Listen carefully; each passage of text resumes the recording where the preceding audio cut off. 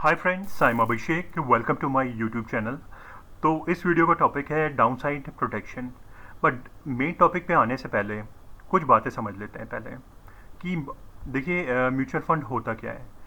देखिए, अगर दो तरीके हैं मार्केट में इन्वेस्ट करने के। या तो आप डायरेक्ट करिए, अगर आपको इतनी अच्छी नॉलेज है, आप अपना रिसर्च वर्क रेगुलर करते हैं, तब तो आप डायरेक्ट करिए क्योंकि उसमें बेनिफिट भी ज़्यादा है। बट अगर आपको नहीं है उतना रिसर्च वर्क, उतना स्किल्स नहीं है, या आपके पास उतना टाइम नहीं है कि आप दे सकें, मैं ये तो नहीं बोलूँगा आप स्किल्स नहीं है, आप स्किल्स एक्वायर कर सकते हैं। जैसे मेरे पास और भी थोड़े से काम होते हैं, तो मैं मेरे लिए तो एक आइडियल ऑप्शन है म्यूचुअल फंड्स। म्यूचुअल फंड्स का मतलब ये हो गया कि एक बंडल ऑफ शेयर्स में इन्वेस्ट करते हैं। जो इस फंड्स को मैनेज करता है उसे एसेट मैनेजमेंट कंपनीज और क्लियरिंग हाउस भी कहते हैं।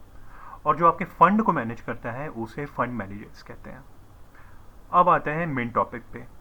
मेन टॉपिक है इस वीडियो का डाउनसाइड प्रोटेक्शन। एक सिनेरियो ले लेते हैं जिसे कहते हैं black sworn event. Black sworn event का मतलब हो गया वो इवेंट्स, वो सिचुएशन जो कि हमारे कंट्रोल में नहीं रहती, अनएक्सपेक्टेड कभी भी आ जाती है। एग्जाम्पल मैं मार्केट के पॉइंट ऑफ व्यू से बता रहा हूँ। वो है जैसे 2020 में कोविड आया था।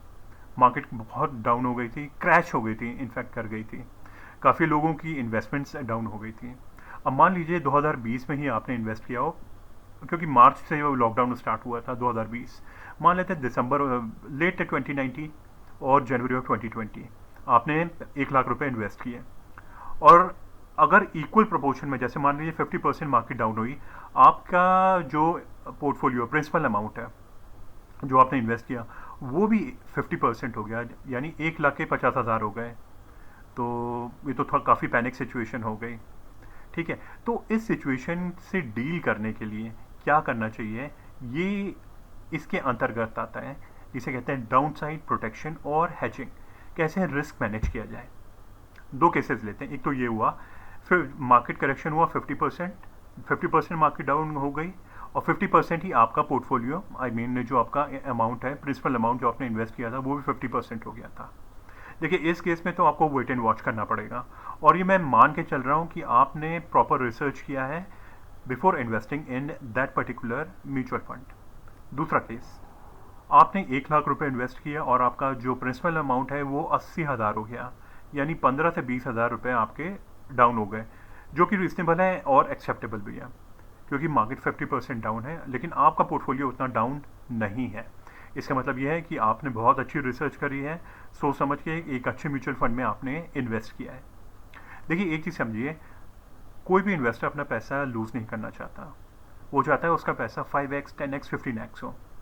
और जितने भी फंड हाउसेस हो गए जो कि म्यूचुअल फंड को मैनेज करती है, जितने भी फंड मैनेजर्स हो गए जो आपका फंड मैनेज करते हैं, their reputation will be at stake, your money will be at stake. तीन केसेस हैं यहाँ पे, तीन सिनेरियोज हैं।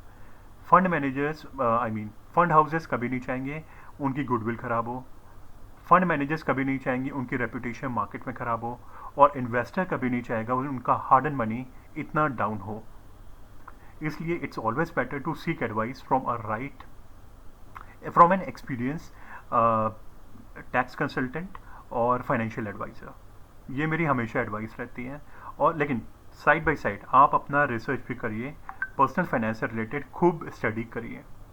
इससे क्या होगा, आपको फंड मैनेज करने में ईजी रहेगा। अगर आपका पैसा इतना डाउन हो रहा है, देखिए वो केस समझ में आता है क्योंकि वो ब्लैक स्वॉन इवेंट है, अनएक्सपेक्टेड है, वो हमारे कंट्रोल में नहीं था। लेकिन अगर नॉर्मल केसेस में इतना आपका पैसा डाउन हो रहा है, then you seriously need to work on yourself. आपको काफ़ी रिसर्च करनी पड़ेगी, आपको डीप वर्क करना भी चाहिए। क्योंकि आज की तारीख में ज़्यादातर लोग क्या करते हैं, जब पैसा ज़्यादा आता है एक्सपेंसिव कार्स, एक्सपेंसिव गैजेट्स ले लेते हैं। But you have to understand this, those are depreciating asset. वो आपके पॉकेट में कोई पैसा नहीं ला रहे हैं, उसे आपके पॉकेट में कोई पैसा नहीं आ रहा। लेकिन वहीं अगर आप अमाउंट एक अच्छे म्यूचुअल फंड में इन्वेस्ट करते हैं after doing your thorough research, तो वो पैसा मल्टीप्लाई होगा ही होगा। देखिए, म्यूचुअल फंड अपने आप में डाइवर्सिफिकेशन ऑफ रिस्क होता है, क्योंकि जो म्यूचुअल फंड है that is known as bundle of shares, जो कि फंड मैनेजर्स मैनेज करता है। दो केसेस लेते हैं। पहले केस में आपका अमाउंट 50% हो गया था, 1,50,000 हो गए थे। उस केस में तो आपको थोड़ा वेट एंड वॉच करना पड़ेगा, और वो इवेंट भी, वो सिचुएशन भी ऐसी थी जो हमारे कंट्रोल में नहीं थी। दूसरे केस में आपका 2020 में ही 1 लाख का 80,000 हो गया। इसका मतलब ये है जो आपने बहुत ही अच्छी जगह इन्वेस्ट किया है पैसा। क्योंकि देखिए 50,000 को 1 लाख आने में टाइम लगेगा, रिकवर होने में टाइम लगेगा, लेकिन 80,000 को 1 लाख होने में उतना रिलेटिवली कम टाइम लगेगा। तो जब भी आप डाउन साइड प्रोटेक्शन का मतलब ये हो गया कि जब भी मार्केट इतनी डाउन है लेकिन आपका पोर्टफोलियो उतना डाउन नहीं है, इट मीन्स आप बहुत एक इंटेलिजेंट इन्वेस्टर हो और सोच समझ के हर जगह इन्वेस्ट कर रहे हो और इन्वेस्टमेंट सेवी भी हो। देखिए डिसिप्लिन तो आपको रखना पड़ेगा, पेशेंस भी रखना पड़ेगा, डिसिप्लिन भी रखना पड़ेगा in order to accumulate good wealth.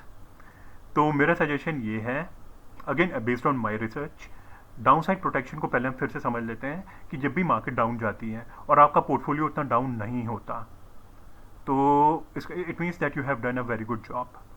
और अगर ज़्यादा हो गया है then you need to reassess your investments, portfolio rebalancing करनी पड़ेगी, रीअलोकेशन करना पड़ेगा।